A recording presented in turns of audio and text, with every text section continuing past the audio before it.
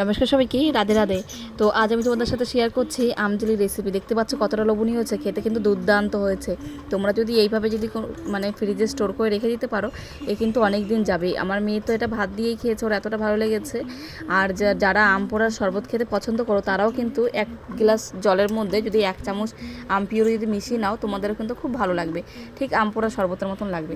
তো তার জন্য কিন্তু সর্বপ্রথমে আমগুলো ছোটো ছোটো করে কেটে নিয়ে আমি মিক্সচার কিন্তু মিহি করে বেটে নিয়েছি। তো তারপরে আমি এদিকে কড়াইতে একদম পুরো হাই আঁচে কিন্তু আমগুলো দিয়ে দিয়েছি। আর আমি এতে অ্যাড করেছিলাম শুধু বিট নুন আর আখের গুড়। চিনি আমি এতে ব্যবহার করিনি, যেহেতু চিনি আমাদের শরীরের পক্ষে খুবই ক্ষতিকারক। আর আমাদের গুড় খেলে কি আমাদের শরীর ঠান্ডা থাকবে এই গরমের। আর যা গরম পড়েছে, এইভাবে কিন্তু স্টোর করে কিন্তু রেখে দিলে খুবই ভালো হয়। তো কন্টিনিউ নাড়াতে নাড়াতে যখন দেখবে ঠিক এরকম একটা প্রসেসে চলে এসেছে, তখন কিন্তু তোমরা গ্যাসটা বন্ধ করে দেবে।